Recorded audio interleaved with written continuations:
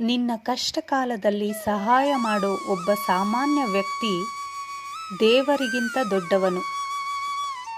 ದೇವರು ಅಂದರೆ ಬೇರೇನೂ ಅಲ್ಲ, ನಿನಗೆ ಆ ವ್ಯಕ್ತಿಯ ಬಗ್ಗೆ ಇರುವ ಅತ್ಯುನ್ನತ ಗೌರವ ಮತ್ತು ಕೃತಜ್ಞತಾಭಾವ.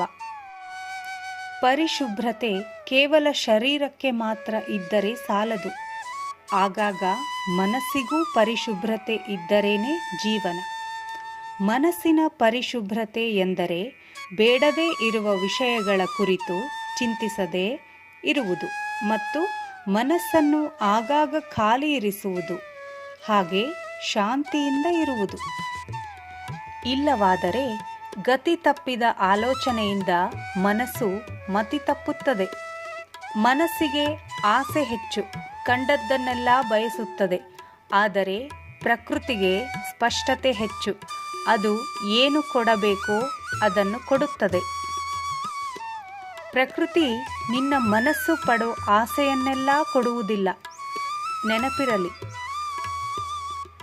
ನೀನು ಎಲ್ಲರೂ ನಮ್ಮವರೇ ಅಂತ ಅಂದುಕೊಂಡರೆ ತಪ್ಪೇನೂ ಇಲ್ಲ.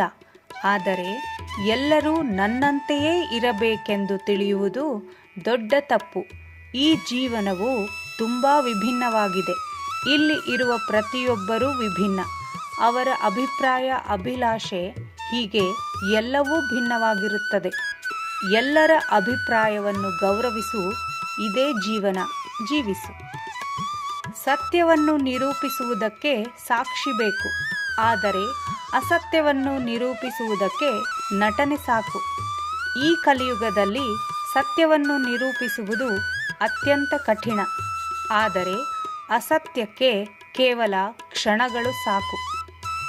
ಒಂದು ಬಾರಿ ಸಂಬಂಧಗಳಲ್ಲಿ ಭಿನ್ನಾಭಿಪ್ರಾಯ ಬಂದರೆ ಅವರೊಂದಿಗೆ ಮತ್ತೆ ಮಾತು ಬೆಳೆಸಬಹುದು, ಆದರೆ ಮನಸ್ಸು ಬೆರೆಸುವುದು ಬಹಳ ಕಷ್ಟ. ಒಬ್ಬ ಶಿಲ್ಪಿ ಒಂದು ಕಲ್ಲಿಗೆ ಬಲವಾದ ಪೆಟ್ಟು ಕೊಡುವುದರಿಂದ ಹೇಗೆ ಕಲ್ಲು ಒಂದು ಸುಂದರ ರೂಪ ತಾಳುತ್ತದೆಯೋ, ಹಾಗೆ ನೀನು ಸಹ ನಿನ್ನ ಆಸೆಗಳಿಗೆ ಬಲವಾದ ನಂಬಿಕೆ ಮತ್ತು ಕಠಿಣ ಶ್ರಮದಿಂದ ಪೆಟ್ಟನ್ನು ಕೊಟ್ಟಾಗ ನಿನ್ನ ಆಸೆಗಳು ಸಹ ಸುಂದರ ರೂಪ ತಾಳುತ್ತವೆ. ಒಬ್ಬ ಪುರುಷ ಮನಸ್ಫೂರ್ತಿಯಾಗಿ ಪ್ರೀತಿಸಿದರೆ ಒಂದು ಮಗುವಿನ ಹಾಗೆ ಪ್ರವರ್ತಿಸುತ್ತಾನೆ.